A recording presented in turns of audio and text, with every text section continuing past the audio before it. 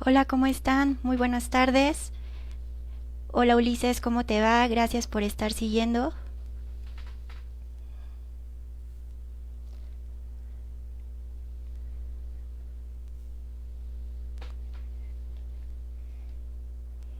Voy a dar unos minutitos más para empezar la charla. Hola Luis Acosta, Sofi Fernández, hola. Erandi, ¿cómo está? Buenas tardes. Eduardo Benedicto, ¿qué tal?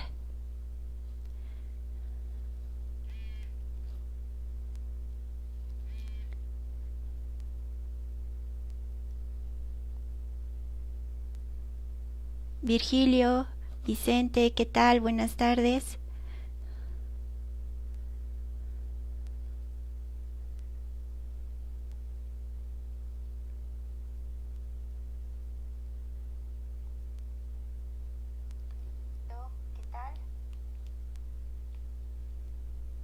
Doroteo, ¿qué tal? Muy buenas tardes. Jerónimo, buenas tardes.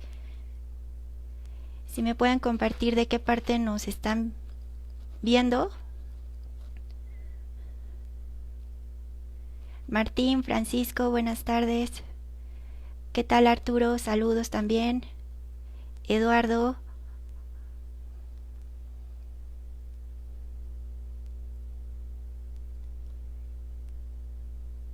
Richie, muchas gracias, saludos. Silvia, ¿qué tal? Gracias, mi paisana de Morelia. Sandra Rodríguez, de Tabasco, muchas gracias. ¿Qué tal Edgar desde Monterrey? Un abrazo y saludos. Abrazos hasta Oaxaca. Martín de Teotihuacán.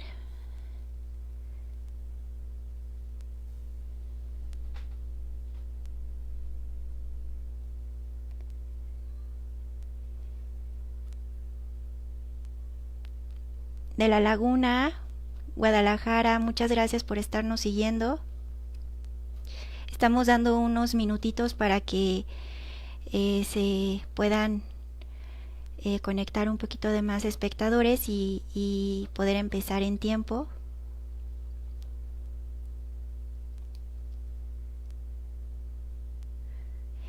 ¿Cómo se escucha el audio? ¿Todo bien? Si alguien de ustedes me puede indicar, por favor. Saludos a Baja California, muchas gracias. A Puebla, muchísimas gracias. Naucalpan de Juárez, gracias. Saludos a Texcoco.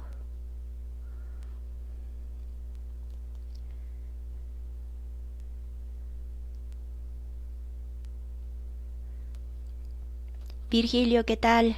Saludos al Estado de México. Saludos a mi bello Michoacán, muchas gracias. Saludos a Monterrey. ¿Todo bien? Gracias, gracias Vicente. Perfecto, gracias. Saludos hasta Ciudad de México.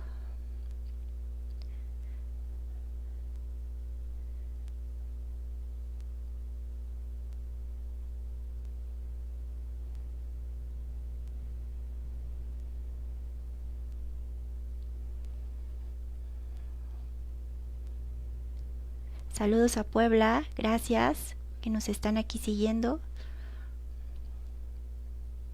Eva Rojas, gracias, saludos. Saludos hasta Tampico, muchas gracias. A Los Cabos también, qué amables, gracias. Hola, querido Frank. Saludos a Querétaro, muchas gracias. Tabasco. Saludos a Carlos. Saludos Jesús Mendoza, muchísimas gracias.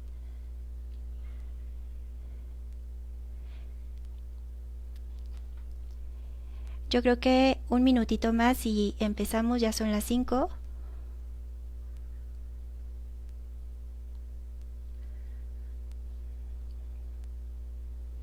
Hola amiga, gracias Katy. Saludos a Sonora. Saludos hasta Torreón, Coahuila. Claro que sí, Jesús, muchísimas gracias. Gracias, Osvaldo. Saludos hasta Chihuahua. Muy amable. Acapulco también, gracias.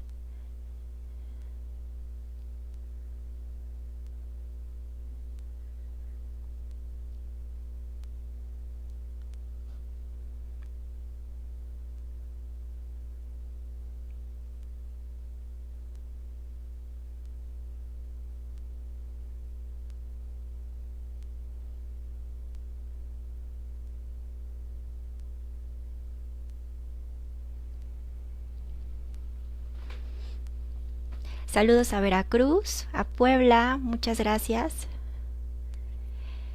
Pues bueno, estoy muy contenta de que me hayan hecho esta invitación. Es para hablarles sobre la suspensión con efectos restitutorios en el juicio de amparo. Agradezco el espacio de esta página, Sistema Acusatorio Penal y Oral, Capacitación Puebla. Muchas gracias, Eric, por la cordial invitación que me hiciste para participar en este espacio. Y pues ya encantada de poderles compartir lo poco que he podido aprender a lo largo de la experiencia laboral, y de algunos cursos que he podido tomar en relación a este tema. Me presento, mi nombre es Luz Elena García Chávez, soy servidor público, estoy adscrita a un tribunal colegiado en materia administrativa y laboral en la ciudad de Morelia. Ahí me desempeño y también doy clases a nivel licenciatura, maestría y doctorado. Estoy muy contenta. Gracias por darme esta oportunidad que para mí es un reto, y pues muy feliz de poderles compartir este tema. Es muy interesante, muy bonito, que es sobre la suspensión en el juicio de amparo. Previamente les voy a platicar de qué se entiende por juicio de amparo. Luego vamos a adentrarnos a la suspensión en el juicio de amparo indirecto. Vamos a ver cuáles son los requisitos, sus características y cuáles son los presupuestos que se requieren para que pueda otorgarse esta medida cautelar. Asimismo, voy a hacer una generalidad de este tema. Ya se platicó en charlas anteriores, sin embargo voy a tocar los temas otra vez. Me han hecho varios escritos, entonces yo les agradezco mucho que con esa confianza se acerquen. Yo encantada de poder colaborar en algo que los puedo orientar o apoyar. Tienen este espacio. Igual después de que termine la charla, si por algo no nos da ya más tiempo de esgrimir alguna duda, yo les invito a que la compartan por escrito, y cada uno de sus comentarios me doy el tiempo de leerlos, y ya sea que en la misma pregunta que ustedes me hacen en el chat yo se la responda. Si es un poquito laboriosa, pues ya les haré llegar un audio, sí, pero de antemano muchas gracias. Bueno, pues vamos a empezar. Si tienen algún problema de audio, me lo hacen notar o algo por el estilo. Aquí estoy pendiente de los comentarios. Bueno, para comentarles, el juicio de amparo podemos decir que es un medio de control constitucional de los actos y disposiciones emitidos con motivo de los actos de autoridad, ya sea que estos fueron emitidos por servidores públicos o particulares, previsto en los artículos 103 y 107 constitucional, de conformidad con el artículo primero de la ley de amparo, que es reglamentaria de los artículos constitucionales que les acabo de mencionar, el 103 y 107.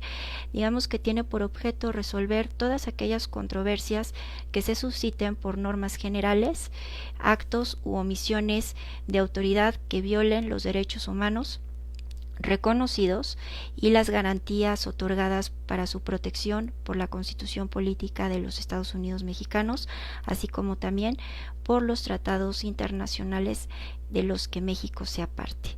El juicio de amparo se basa en la idea de limitación del poder dentro de un marco constitucional, ¿sí?, de las autoridades gubernamentales y de los particulares, en atención al principio de supremacía constitucional cuando sus actos se equiparen a los de autoridad, protegiendo de esta forma los derechos humanos y fundamentales de las personas y asimismo poder garantizar la libertad de éstas frente al actuar arbitrario, ¿verdad?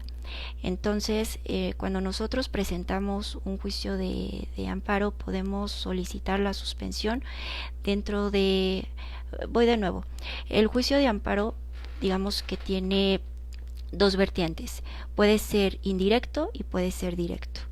Justamente el tema de hoy nos vamos a centrar en el juicio de amparo indirecto. En este caso, cuando hacemos la solicitud de la suspensión, debe de cubrir ciertas características, contemplar requisitos y asimismo advertir los presupuestos que se encuentran en nuestra normativa federal, que es la Constitución. Poco a poco les voy a ir hablando de esto. Para dejarles como bosquejo general, cuando hacemos el juicio de amparo indirecto y se solicita la suspensión, esta se lleva a cabo frente a la autoridad responsable. Cuando es en juicio de amparo indirecto, el que se encarga de proveer sobre esa medida cautelar es el juez de distrito. Si nosotros no estamos conformes con la determinación que haya emitido de primera mano, tenemos el recurso de queja urgente, que es lo que conocemos los tribunales colegiados, ¿sí? Y de esta forma, pues se puede advertir si la determinación del juez de distrito fue apegada o no a derecho. Ok, pues ahora sí, para adentrarnos a nuestro tema, voy a comenzar a hablarles sobre qué entendemos por la suspensión provisional o como tal suspensión.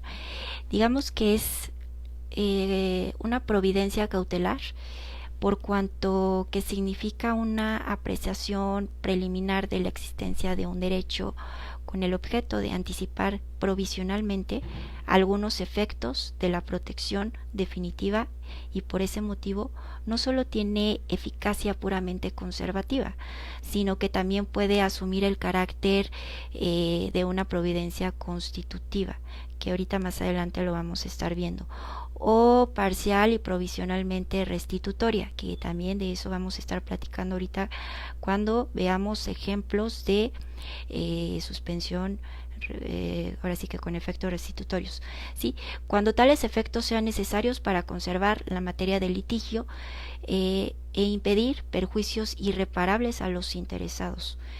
Es la medida cautelar, digamos que por virtud de la cual el órgano jurisdiccional que conoce del juicio de garantías o de juicio de amparo en forma potestativa y unilateral ordena a las autoridades señaladas como responsables mantengan paralizada o detenida su actuación durante todo el tiempo en que dure la sustanciación del juicio de amparo.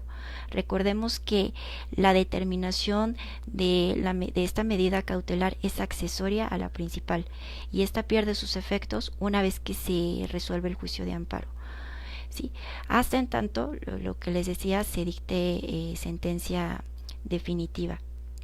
Si estamos hablando de la suspensión provisional, esta medida tiene como efecto suspender la ejecución material del acto reclamado, es decir, mantener las cosas en el estado que guardan hasta en tanto se resuelve la suspensión definitiva. Cuando nos encontramos con la suspensión definitiva, pues ahora sí que su efecto no es que se ejecute el acto reclamado, sino es detener o paralizar la ejecución material de la actividad de la autoridad hasta en tanto se resuelva en definitiva sobre la constitucionalidad o inconstitucionalidad, inconvencionalidad o convencionalidad, legalidad o ilegalidad del acto reclamado, que será cuando se lleve a cabo la audiencia constitucional y ésta se engrose. Ajá. Al respecto, es importante mencionarles los diferentes actos de autoridad que podemos hacer alusión en el juicio de amparo, que podemos hacer alusión en el juicio de amparo, ¿sí? Por ejemplo, aquí tenemos que existen actos positivos, que son aquellos que consisten en un hacer de las autoridades voluntario y efectivo, que se presenta con la imposición de obligaciones al individuo. Digamos que esto se traduce en un hacer o en un no hacer, y que implica una acción, un orden, una privación o bien un acto de molestia. Cuando nos topamos con actos negativos, estos digamos que son aquellos que implican una omisión, ¿sí? Una abstención o un no hacer, o una negativa por parte de las autoridades. También existen actos negativos con efectos positivos. Estos se tratan de los que solo en apariencia son negativos, porque en realidad producen los efectos de un acto positivo, ¿sí? También tenemos actos prohibitivos. Podemos señalar que son aquellos que imponen al gobernador, al gobernado un no hacer o una abstención. En consecuencia, implican una actuación de la autoridad por la que se ordena al gobernado que se abstenga de llevar a cabo determinada conducta, ¿sí? Y también tenemos actos declarativos. Estos son actos por los que la autoridad evidencia o constata la existencia de una determinada situación jurídica, por la que a través de ella no se crean, modifican o extinguen o también transmiten derechos u obligaciones. Entonces, digamos que estos son los tipos de actos reclamados que pueden ser materia del juicio de amparo, ¿sí? Bueno, hecho el anterior señalamiento, es importante ahora adentrarnos a cuáles son las características de la suspensión, ¿sí? A veces cometemos el error de solo adentrarnos a cuáles son los requisitos, que ahorita más adelantito se los voy a comentar. Recordemos que los requisitos son de procedencia y de eficacia, ¿sí? Pero también es importante que cuando nosotros tengamos que ponderar el estudio de una medida cautelar, advirtamos las características que son necesarias para poder llegar a una determinación adecuada, porque a veces creo que nos olvidamos de estas características y son esenciales y que tienen que ser parte del estudio de una resolución. Recordemos que las características de la suspensión, entre otras, pues bueno, podemos decir que son instrumentales, ¿sí? Primero porque lo que implica que se encuentren ligadas a una providencia principal. Es decir, lo que les comentaba hace rato, son accesorias a la acción principal. Entonces, digamos que estas están superditadas por un tiempo determinado hasta en tanto se resuelva la acción de fondo, que es la materia del amparo. Ajá. En este caso, la suspensión del acto reclamado será la providencia cautelar, ¿sí? Déjenme aquí ubicarles una tesis que tengo por aquí señalada.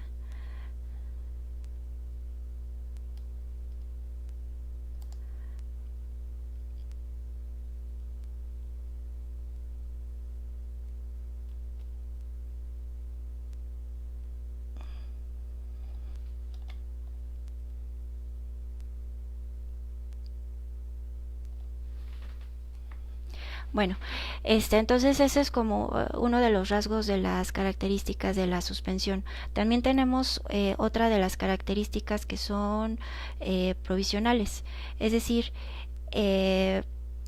tienen el carácter no definitivas.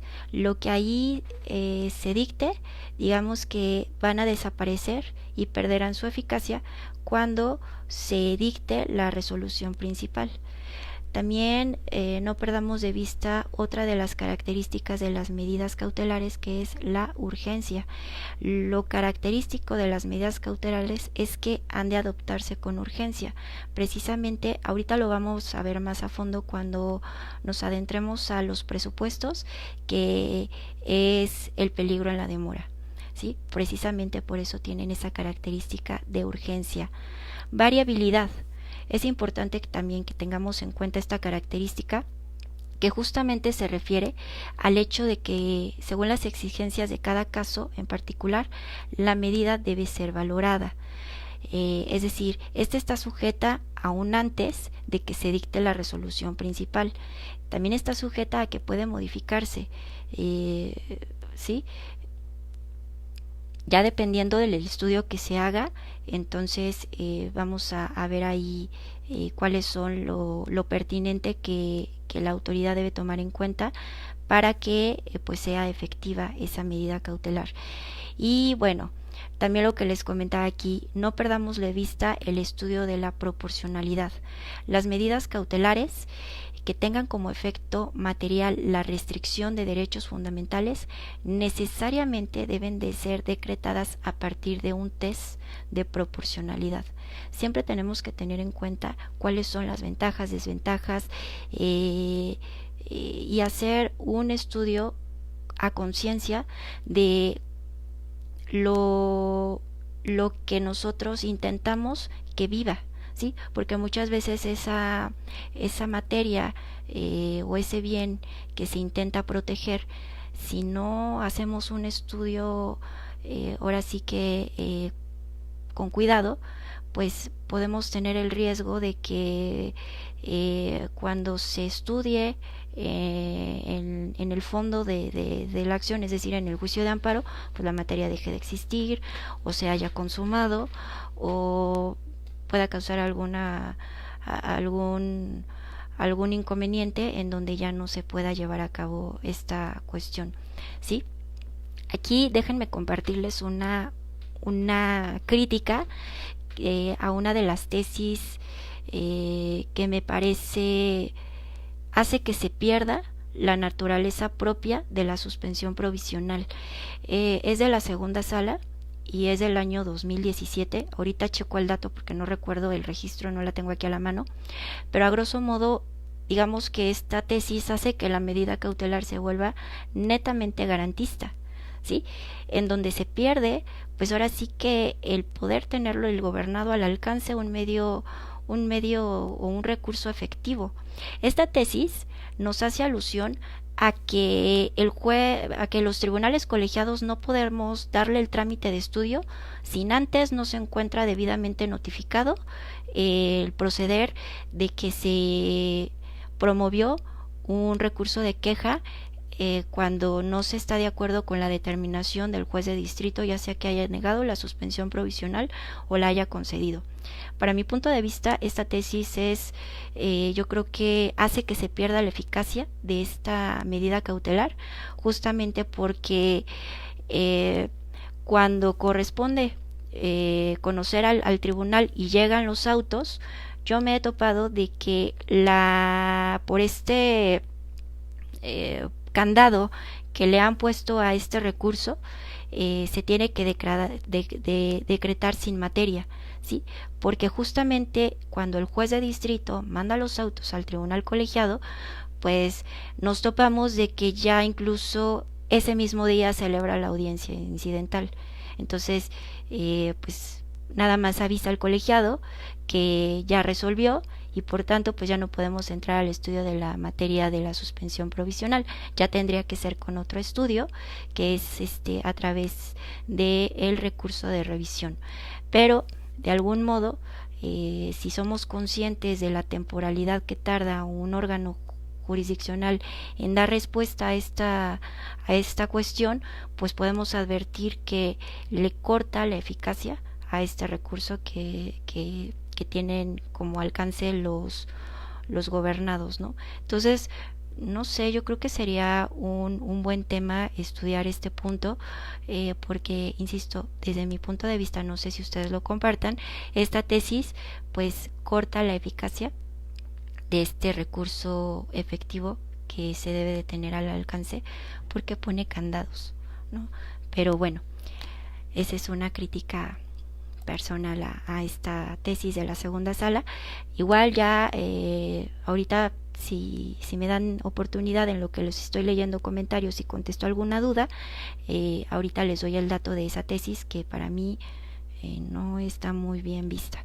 Pero bueno, siguiendo ahora con el esquema de las de esto de la suspensión, ahora vamos a hablar de cuáles son los requisitos de procedencia y de efectividad.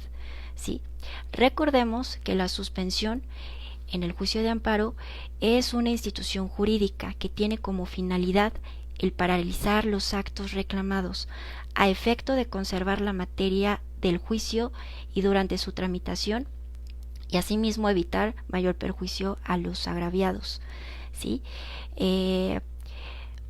Ahora, tocante a los requisitos de procedencia, eso los vamos a advertir que se encuentran previstos en el artículo 128 constitucional de la Ley de Amparo. ¿Sí? Aquí prácticamente son dos las cuestiones que nos hace ponderar. Primero, la suspensión tiene que ser, o más bien ahí da la posibilidad de que se solicite, que la solicite el agraviado. Sí, ahorita me meto a la suspensión de plano, por eso ahorita me trabé. Pero hablando de la suspensión, a petición de parte, pues precisamente es uno de los requisitos, que la solicite el quejoso. Y segundo, que no se siga perjuicio al interés social ni se contravengan disposiciones de orden público. ¿Dónde vamos a encontrar estos supuestos de perjuicio al interés social?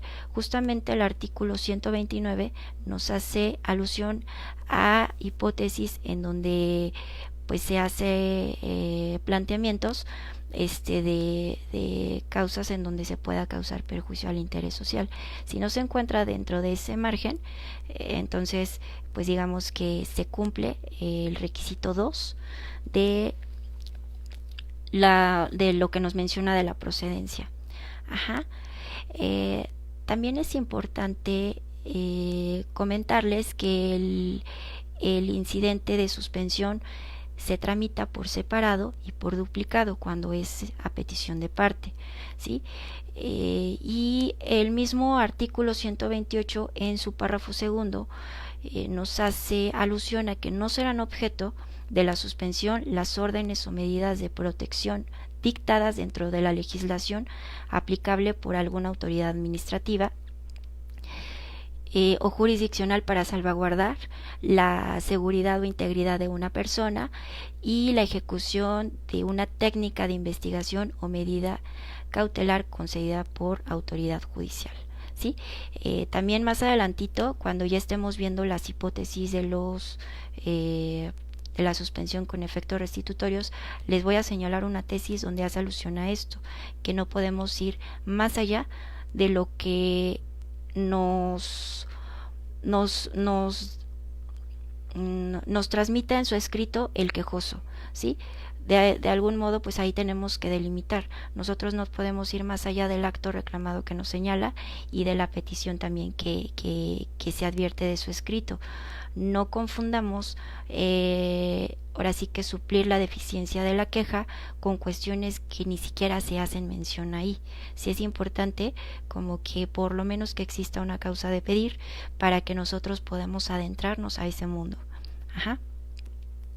Bueno, entonces, eso es lo tocante a los requisitos de procedencia.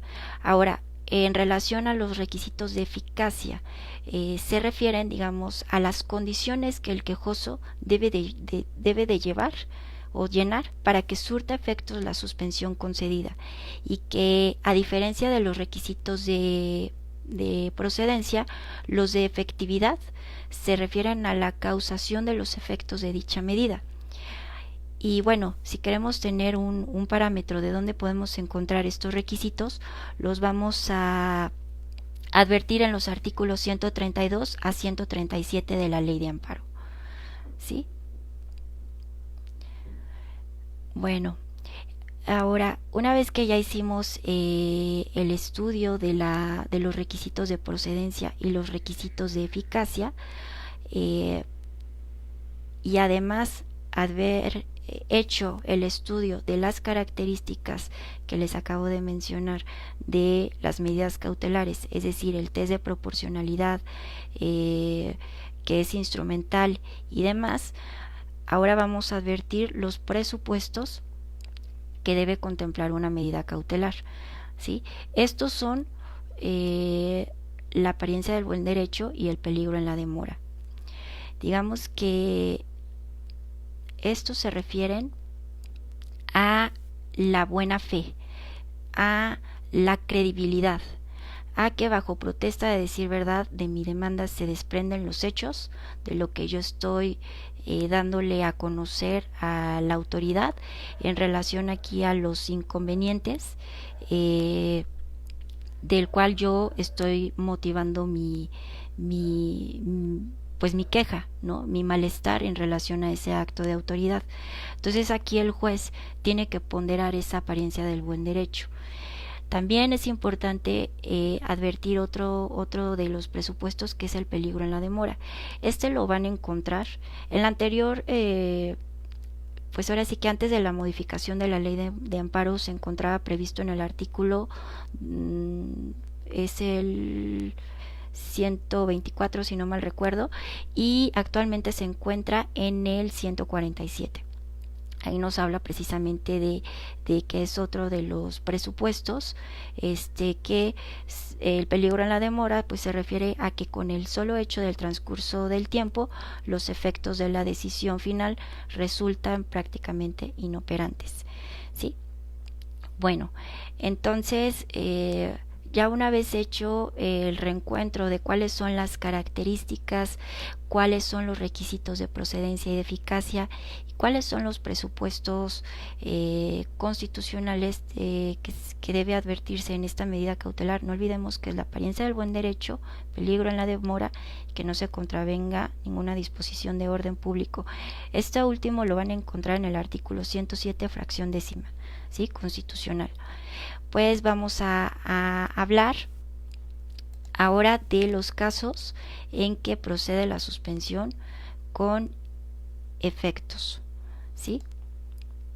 Aquí, bueno, vuelvo a hacer alusión al artículo 107 constitucional, ahora sí que en relación con el artículo 128, 131, 138 y 147 de la Ley de Amparo, todos estos interpretados a la luz del indicado precepto constitucional, se advierte la posibilidad de que se dote a la suspensión provisional en el amparo de efectos restitutorios, sin perder su naturaleza de medida cautelar, así como el deber a cargo de los juzgadores de amparo de realizar un análisis ponderado de la apariencia del buen derecho y la no afectación al interés social. En tal virtud, digamos que la técnica jurídica para resolver la suspensión de los actos se traduce primero en hacer una ponderación de cuáles fueron las omisiones de la responsable, tener previsto cuál fue esa previsión específica de la ley que implica un juicio de probabilidad en la relación con la suficiencia de la veracidad del derecho alegado y que se aprecie de manera clara y evidente de acuerdo a la revisión que se haga de la legislación, pues ahora sí que interna o nacional e internacional relacionada con el acto reclamado. ¿Sí?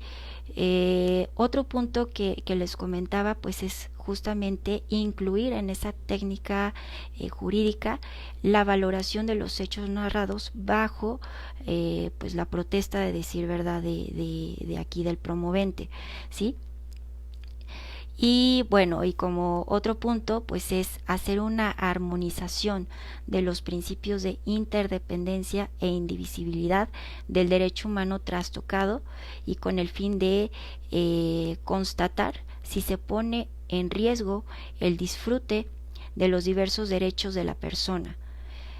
De esta forma, lo anterior podemos decir que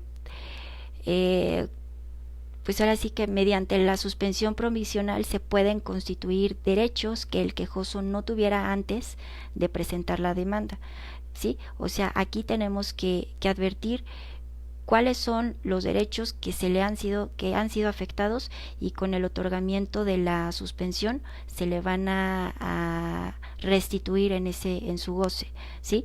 No podemos darle derechos que no tenía derecho. No sé si me explique.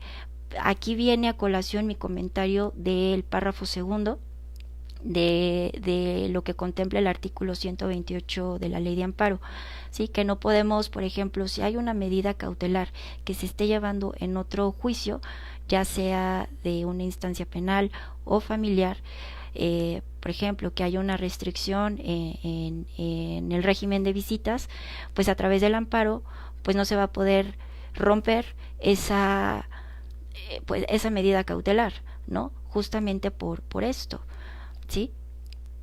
Entonces, pues bueno, podemos decir que lo anterior no significa que mediante la suspensión provisional se puedan constituir derechos que el quejoso no tuviera, que es lo que les estaba diciendo, antes de presentar la demanda de amparo, pues solo se justifica cuando hay la apariencia suficiente de un derecho previo que necesita de protección provisional por haber sido afectado por un acto probablemente ilegal, inconvencional o inconstitucional, ¿sí? También es importante hacerles la aclaración que de la interpretación sistemática de los artículos 131, 147 y 148 de nuestra ley de amparo, se advierte que de ser material y jurídicamente posible, el juzgador puede atender a las circunstancias de cada caso, puede restablecer provisionalmente al quejoso en el goce del derecho violado, en tanto se falla el juicio en lo principal, ¿sí? Siempre que se trate de una prerrogativa con la que contaba antes de acudir al juicio de amparo. Así, los efectos restitutorios que pueda tener la suspensión provisional, en este caso en el amparo, se actualizan sin importar el carácter positivo o negativo del acto reclamado. Aquí como que me hacían el comentario a través de dudas que si solo aplicaba para actos negativos. Yo los invito a que se desprendan si es un acto positivo, si es un acto negativo, si es un acto omisivo. ¿Por qué? Porque ese estudio justamente lo vamos a hacer en la ponderación. Cuando nosotros nos enfoquemos al análisis del acto reclamado, es cuando vamos a advertir qué tipo de acto de autoridad o particular es, ¿sí? Entonces no necesariamente tienen que ser actos negativos para que sea restitutorio. Tenemos que analizar bien este detalle cuando estemos adentrándonos en las características y en del test de ponderación. Ajá. Entonces, haciendo esta acotación, pues no hace distinción las normas que les acabo de citar, o más bien dicho los artículos, el 131, 147 y 148, en ningún momento hacen alguna distinción de que solo sea para uno u otro acto, ¿sí? Entonces, podríamos decir que si fuera así el caso, esa interpretación atiende a un fin garantista, que es acorde con la reforma que ocurrió en el 10 de junio de 2011, pues estaría acotando ese recurso efectivo, ¿no? Entonces, justamente la reforma de 2011 tuvo como propósito otorgar una protección amplia e integral al derecho de las personas. Entonces, es importante, por eso les digo, si ustedes aplican esta fórmula tanto para su escrito, si lo van a solicitar, como los juzgadores en su estudio, que hagan primero el análisis si se trata de una suspensión a petición de parte, que cumplan los requisitos de procedencia que marca el artículo 128 y que no se encuentre en algún caso previsto en el segundo párrafo de ese mismo artículo. Si es que ese otorgamiento requiere de una garantía, pues bueno, ver los requisitos de eficacia, que igual nos contempla del 132 al 139 de la Ley de Amparo, y también ese estudio debe ponderarse las características de las medidas cautelares, ¿sí? Tendiendo esta fórmula, digamos que yo les puedo decir que es la técnica jurídica, tanto si ustedes lo van a promover o en un órgano judicial se tiene que dar esta contestación, pues es la columna vertebral de lo que nosotros vamos a contestar. Si ustedes tienen claro estos elementos, va a ser muy fácil que podamos dar a entender a la persona que va dirigido el por qué sí aplica o el por qué no aplica, ¿sí? Bueno, ok, aquí es otro punto que también quería comentarles.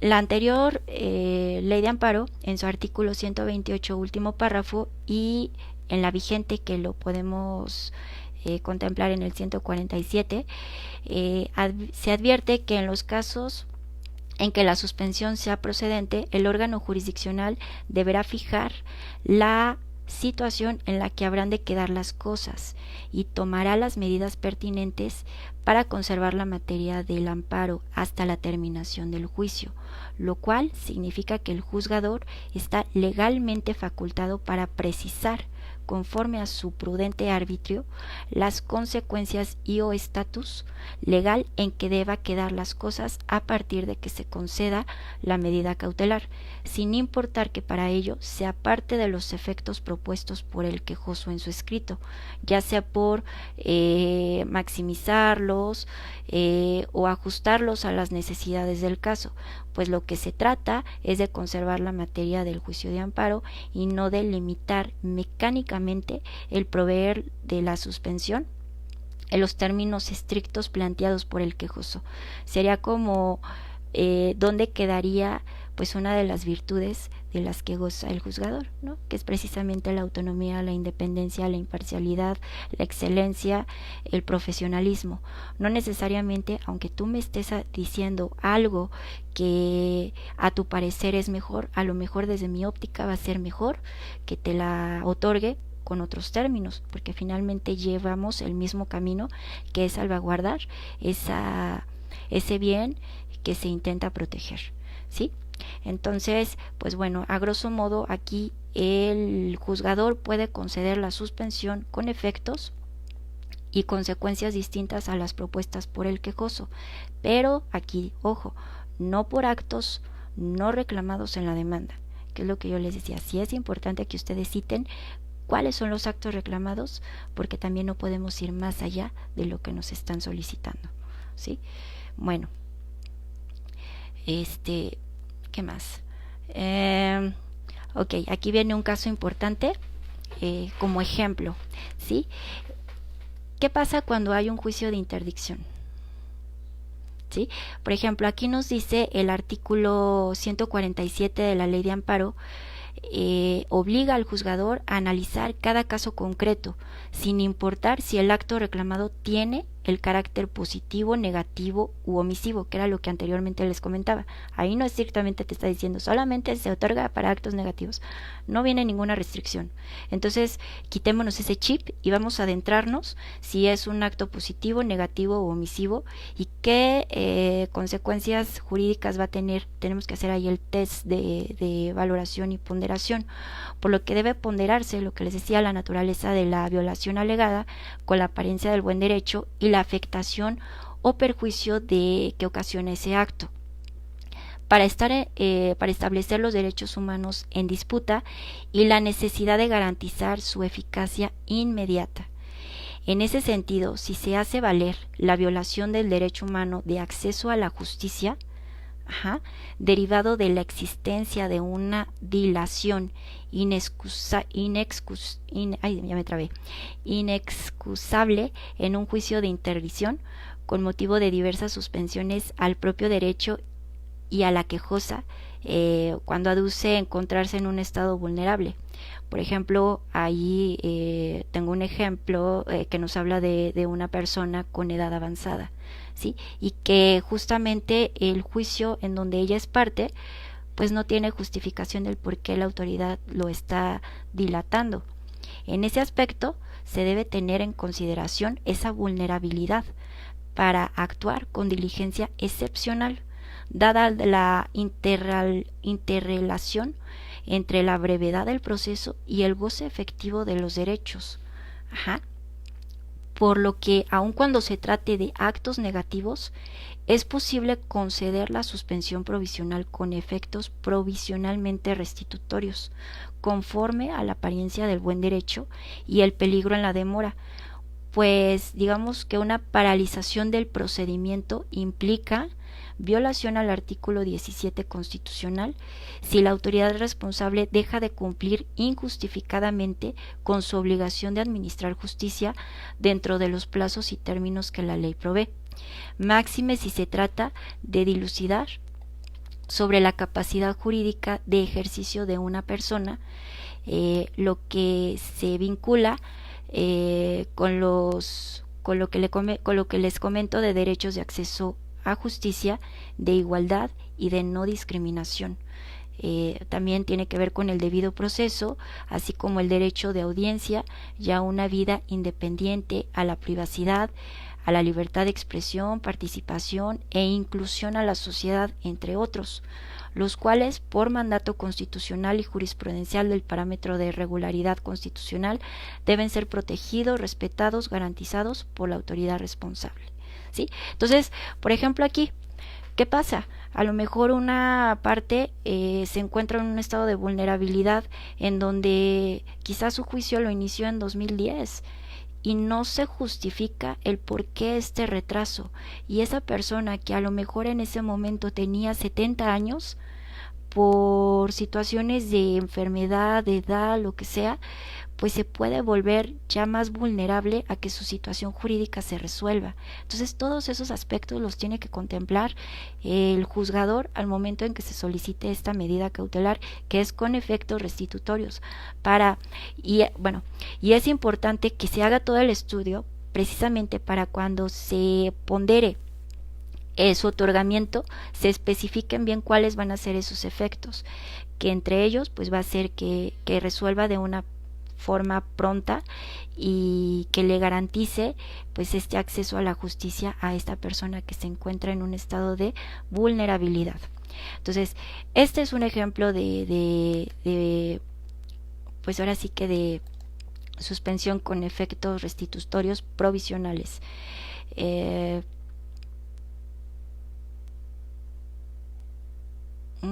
Déjenme ver aquí qué otro ejemplo les puedo manejar. Por ejemplo, también la naturaleza de las medidas cautelares es conservativa, es decir, buscan proteger las prerrogativas que ya forman parte del patrimonio de quien las aduce violadas, lo que implica mantener una situación de hecho existente, por lo cual el dictado de esas medidas, por regla general, no debe ser constitutiva de derechos ni alterar el estado que prevalece ante el acto. Consecuentemente, no es posible afirmar que en ningún caso proceda a conceder la suspensión contra aquellas, debido a que la suspensión provista en el juicio de amparo busca salvaguardar la materia del mismo, aun cuando su concesión pudiera tener efectos restitutorios que son propios de la sentencia del fondo del amparo.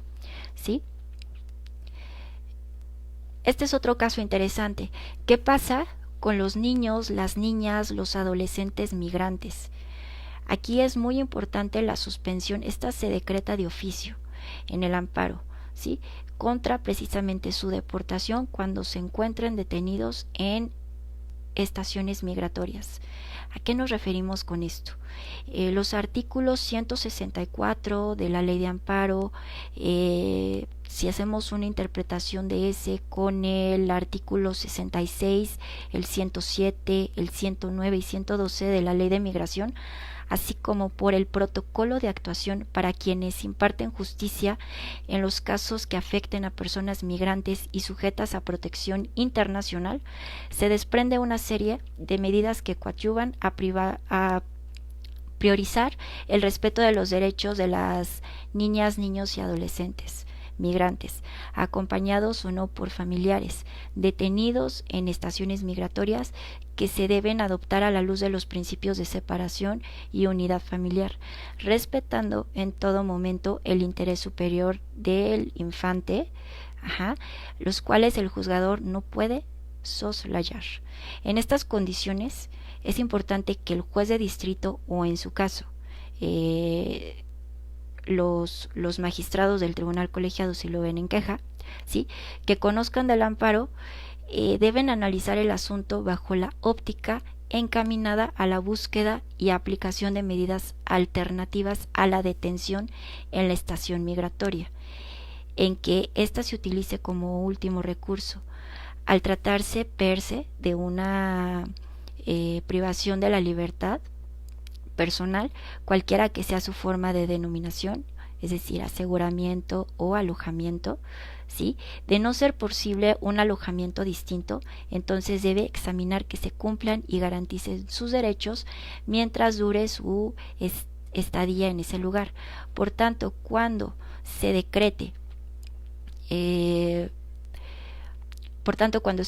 la suspensión de oficio contra su deportación y permanezcan en las instalaciones señaladas, esa medida debe tener por efecto que la autoridad migratoria, primero, fíjense bien, por eso les digo que es muy importante los efectos, identifique e individualice a los menores migrantes.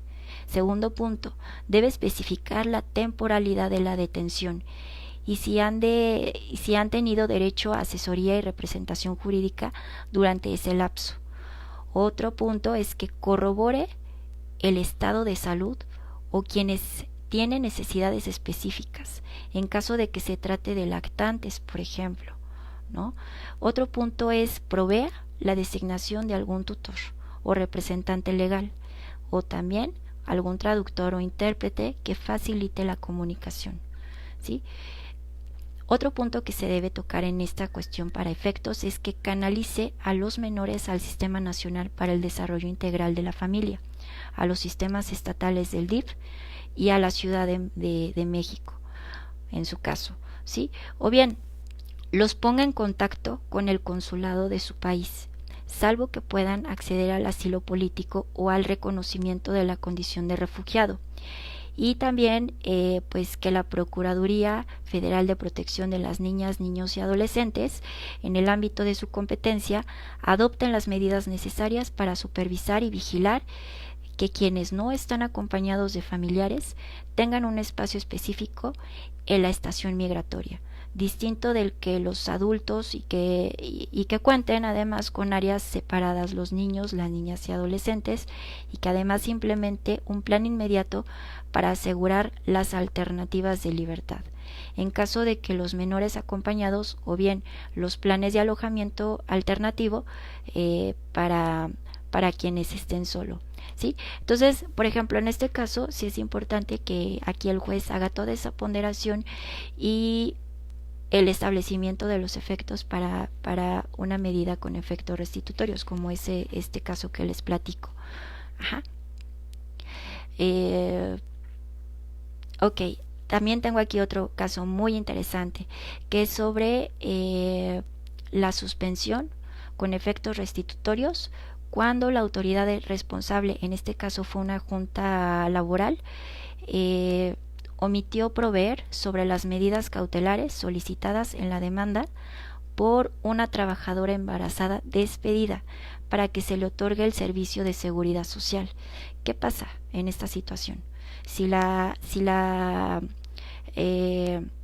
dama acudió al amparo bajo esta premisa, bueno, y solicita la suspensión, yo creo que aquí nos dice que cuando una trabajadora promueve el amparo indirecto contra la omisión señalada y afirma haber sido despedida de su empleo por encontrarse embarazada y que por consiguiente de ello se le dio de baja en el Seguro Social, procede a conceder la suspensión provisional a fin de restablecer provisionalmente a la quejosa el goce de sus derechos que fueron vulnerados.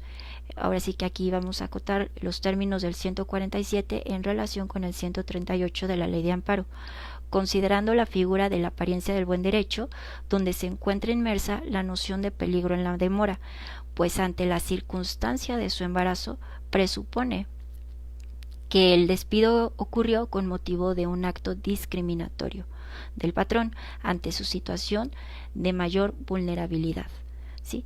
Y si en razón de ello impugna la omisión, que en este caso fue una junta local, de proveer respecto de esas medidas cautelares solicitadas, dentro de las que ella señaló primero que se ordenara al Instituto Mexicano del Seguro Social, que es donde ella estaba vinculada, le brinde atención médica inmediata durante los periodos prenatal, durante su parto y postnatal, ¿no? Otra medida que se solicitó fue que el patrón demandado siga pagando a su favor las cuotas obrero patronales respectivas ante el propio órgano de salud. También se solicitó que en este se le reconozcan las semanas cotizadas hasta el momento en que le otorgue la incapacidad por maternidad. Entonces, así tenemos que, conforme a la figura de la apariencia del buen derecho y el peligro en la demora, previsto en la fracción que les había comentado 10 del artículo 107 constitucional, procede a conceder la suspensión provisional con efectos restitutorios para que la Junta, con perspectiva de género, que implica reconocer la realidad sociocultural en que se desenvuelve la mujer y en este estado de vulnerabilidad se provea lo conducente respecto de las medidas cautelares de protección reforzada solicitadas, ya que de lo contrario se podría actualizar las violaciones que bajo protesta de decir verdad señaló la trabajadora, más que ella hace alusión de que tiene un embarazo de alto riesgo. Entonces, estos factores se tienen que tomar en cuenta para que no solo se conceda la suspensión, sino que también sea con pues los efectos restitutorios, ¿sí?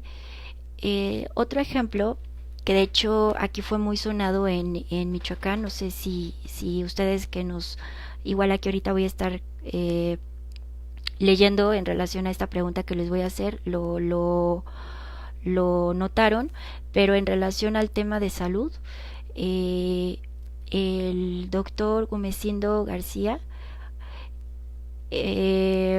promovió un amparo solicitando la suspensión precisamente porque no había en el centro de salud vacunas para los niños. Bueno, en este caso era su hijo, que no existía vacuna. Entonces, producto de la suspensión provisional fue ahora sí que con efectos restitutorios, porque no solo se otorgó la suspensión provisional, sino que además fue con el efecto de que la ordenar a este centro médico pues proveerse de lo necesario para que pueda dar atención médica y tratamiento y seguimiento a esta parte que corresponde como derecho a la salud, ¿no? Entonces, en este caso, por esa medida cautelar fue que se ordenó que pues ese centro y a las demás autoridades involucradas provenieran lo necesario para que pudiera ya contar con los tratamientos suficientes y poder otorgar esta atención médica en este aspecto, ¿no? Entonces, bueno, ese es otro ejemplo que aquí fue muy sonado, que pues por esa medida cautelar se hizo pues ahora sí que se vinculó a estos órganos para que pudieran otorgar las vacunas.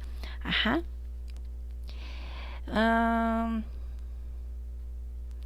Ok, esto tiene que ver con lo que les acabo de decir.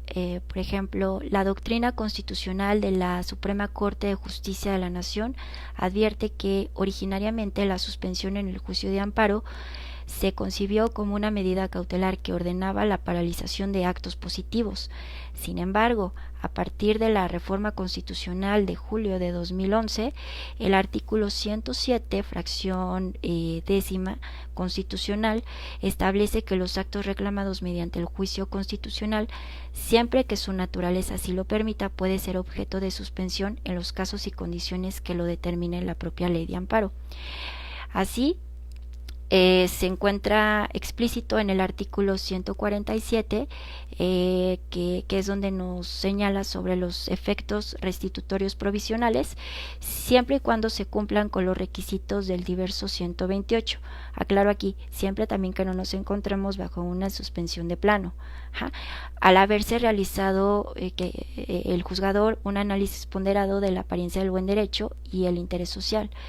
Así, lo anterior originó una evolución eminente que en la jurisprudencia 35 de 2018, que fue emitida por la primera sala de la Suprema Corte de Justicia, que establecía la protección de la suspensión de plano y de oficio tratándose de la omisión de la autoridad penitenciaria al proveer a los internos en los centros de reclusión ropa y calzado en buen estado. ¿Sí? Ya que la omisión en cuestión compromete la dignidad e integridad de la persona. En ese sentido, si se trata de la falta u omisión de brindar atención médica adecuada, a pesar de que es una omisión atribuida a la autoridad y no cuenta con un principio de ejecución, ello no implica que de concederse la medida cautelar con efectos restitutorios provisionales, quede sin materia el amparo, ¿sí? Amén de que dichos efectos son temporalmente hasta en tanto cause ejecutoria la sentencia que se dicta en el juicio principal, pues lo que se busca no es la paralización del acto positivo, sino la restitución provisional de los efectos que causa la omisión reclamada, esto es, que cese el deterioro a la salud que se encuentra sufriendo el incidentista, sin que ello implique construir derechos que el quejoso no tuviera antes de solicitar la medida cautelar. Por el contrario, preservar el estado óptimo de la salud de las personas es una obligación del Estado mexicano, acorde al artículo 4 constitucional, por lo que de no salvaguardarse y no concederse la suspensión para que se brinde atención médica necesaria de modo inmediato, pues esta prerrogativa fundamental se transgrediría de manera sucesiva, ¿no? Entonces aquí también estamos bajo un esquema en donde es necesaria la suspensión con efectos restitutorios, ¿sí? Entonces, pues bueno, aquí ya les mencioné algunos de los ejemplos que puede darse en relación a la suspensión con efectos. Como consejo, yo les digo que no pierdan de vista la técnica jurídica. La técnica jurídica es justamente que ustedes en su pedir o en su contestar, ya sea que sean las partes o los abogados de las partes, o bien si están en un órgano jurisdiccional en donde tengan que dar respuesta a esta situación, no pierdan de vista su marco jurídico de estudio. ¿Cuál es este? Primero, enfocarnos en el artículo 107, fracción décima. Si estamos ante la apariencia del buen derecho, peligro en la demora y que no se cause perjuicio al interés social. Ubiquen esas tres hipótesis en el caso que les presentan. Hecho lo anterior, también es necesario que analicen los requisitos de procedencia, ¿sí? En caso de que sí se cumplan, bueno, ver si no es necesario que se agote también los requisitos de eficacia. Hecho lo anterior, también es necesario que ubiquen las características de las medidas cautelares, ¿sí?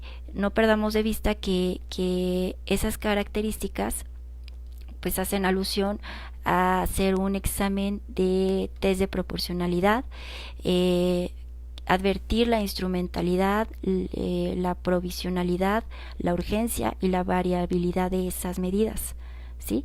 Entonces, a lo mejor de primer momento en la suspensión provisional, como no contaba yo con elementos de convicción, porque yo tomo justamente la veracidad que el quejoso me manifiesta en su escrito de demanda, pero eso no significa que no pueda variarse en la suspensión definitiva.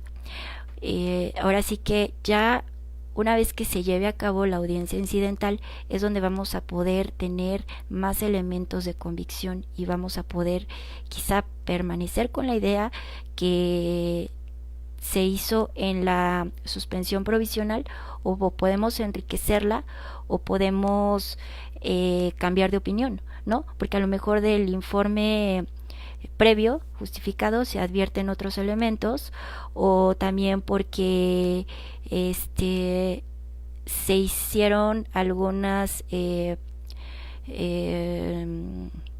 ¿cómo decirlo? Se tienen con mayores elementos de convicción, ya sea documental o algún otro que pudiera ser un hecho notorio, qué sé yo, ¿no? Que pudieras cambiar la opinión o determinación del juzgador. Entonces, no perdamos de vista esas características, y teniendo ese esquema como marco referencial en estudio, yo creo que vamos a tener un muy buen resultado al momento, ya sea de nosotros argumentar para pedir, o si estamos en el otro bando en el que somos operadores judiciales, pues ahora sí que poder dar una respuesta acorde a todos estos gobernados que intentan pues ahora sí que contar con un recurso efectivo ante una situación vulnerable de la que estén siendo víctima, o algo esté pasando a sus clientes o algún detalle. Yo creo que insisto, teniendo este esquema podemos hacer muchísimo y hacer notar a las personas que no necesariamente se requiere que me la concedan, sino que muchas veces tiene que llevar implícito un lineamiento del juez o de los magistrados, en su caso, dependiendo quién resuelva esta situación, de qué hacer, ¿sí? Si es necesario que tenga efectos restitutorios, darle esa línea para que justamente no se pierda o se consuma o deje de existir lo que intentamos proteger a través del amparo, ¿sí? Bueno, pues yo creo que por esta cuestión pues es todo. Les agradezco que me hayan estado siguiendo. Les mando muchísimos saludos. Espero poder estar con ustedes nuevamente en otra ocasión. Agradezco aquí a Eric que me hizo esta cordial invitación. Si tienen algo que comentar, con mucho gusto háganmelo saber a través de un comentario aquí en el propio video, y con mucho gusto se los voy a estar contestando. Muchos saludos a todos. Gracias. Que tengan bonita tarde. Nos estamos viendo. Gracias.